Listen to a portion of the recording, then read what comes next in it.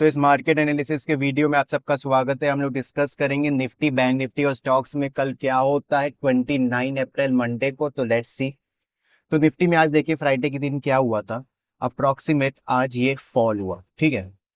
1 our के time frame में जाएंगे तो हम लोगों को दिखेगा कि इसकी ओपनिंग हुई थी अराउंड 22,610 पे, ठीक है। 22,610 के अराउंड इसकी ओपनिंग हुई और ये लगातार फॉल हुआ। अब हम लोग 5 मिनट के टाइम फ्रेम में देख लेते हैं कि क्या इसका स्ट्रक्चर हुआ था। तो इसकी ओपनिंग हुई थी अराउंड इस पॉइंट पे, अराउंड 22,600 के आसपास, और ये लगातार फॉल होते हुए गया है, ठीक है।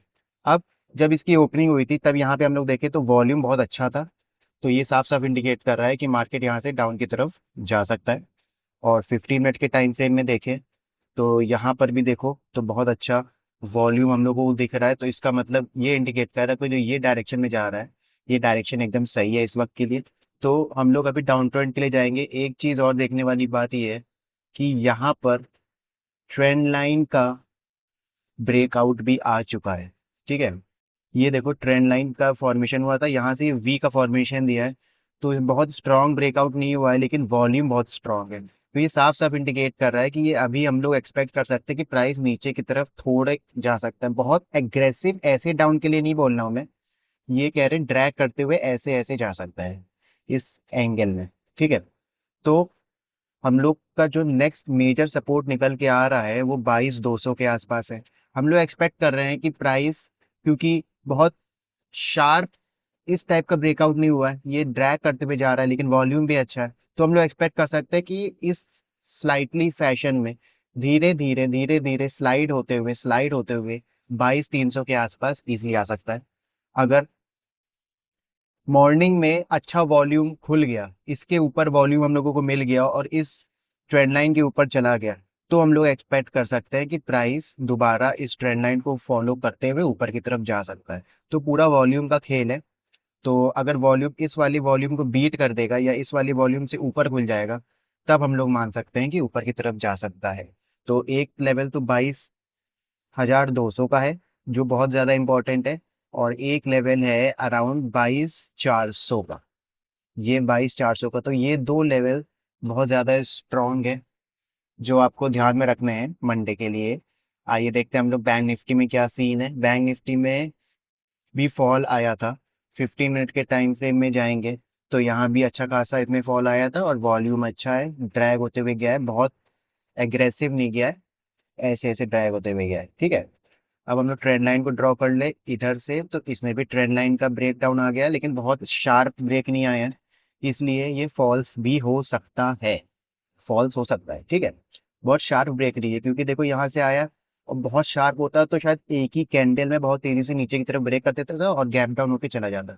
अब दो कंडीशन हो सकती है यहाँ से, अगर फ्लैट खुलता है, अगर फ्लैट खुलता है यहाँ पर और वॉल्यूम ऊपर होता है, तब तो हम लोग नीचे की तरफ जा सकते हैं।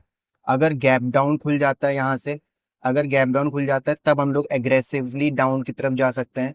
और हम लोगों को क्योंकि नेक्स्ट जो मेजर सपोर्ट है वो दूर ही है 47,612, इसलिए अगर यहाँ पर अगर 48,000 के आसपास इसका गैप डाउन खुलता है तो हम लोग एक्सपेक्ट कर सकते हैं कि यहाँ तक जा सकता है।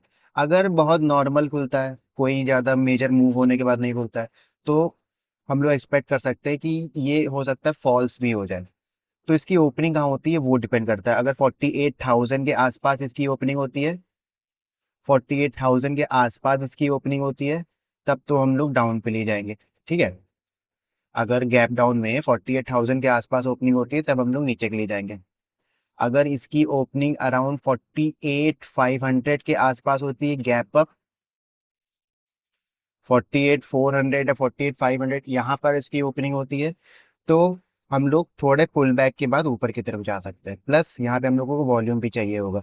गैप अप में एक चीज़ है, अगर गैप डाउन होगा तो आप इजीली डाउन की तरफ जा सकते हैं क्योंकि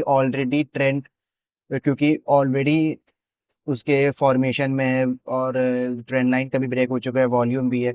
तो 48,000 गैप डाउन में तो आप डायरेक्टली जा सकते हैं, लेकिन गैप अप में एक कैच ये है कि गैप अप में तो क्योंकि ऑलरेडी डाउन ट्रेंड में है तो गैप अप हो सकता है, एक फॉल्स गैप अप भी हो सकता है कि गैप अप होने के बाद वो तुरंत फिल आउट हो जाए।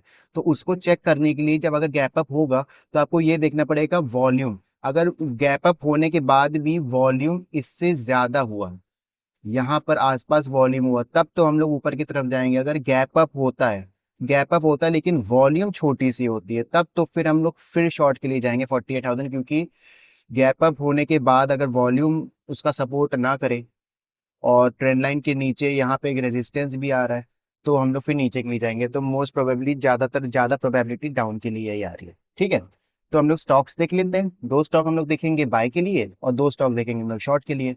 तो पहला स्टॉक हम लोग देखेंगे टाटा केमिकल। तो टाटा केमिकल में क्या सीन है कि यहाँ पर एक सपोर्ट आ रहा है, ठीक है, और यहाँ से प्राइस बहुत तेजी से राइज करके ऊपर की तरफ गया। ठीक है, राइज करके ऊपर की तरफ गया, लेकिन जिस स्पीड में ऊपर गया उस स्पीड से नीचे नहीं आया। देखो कितने छोटे छोटे कैंडल आए, इसका मतलब अभी बायर्स ज्यादा एग्रेसिव है। यहाँ पे बायर्स की तरफ वॉल्यूम भी ज्यादा थी, तो यहाँ पे भी देखो ज्यादा वॉल्यूम आई है, क्योंकि बायर्स ज्यादा एग्रेसिव हो रहे हैं।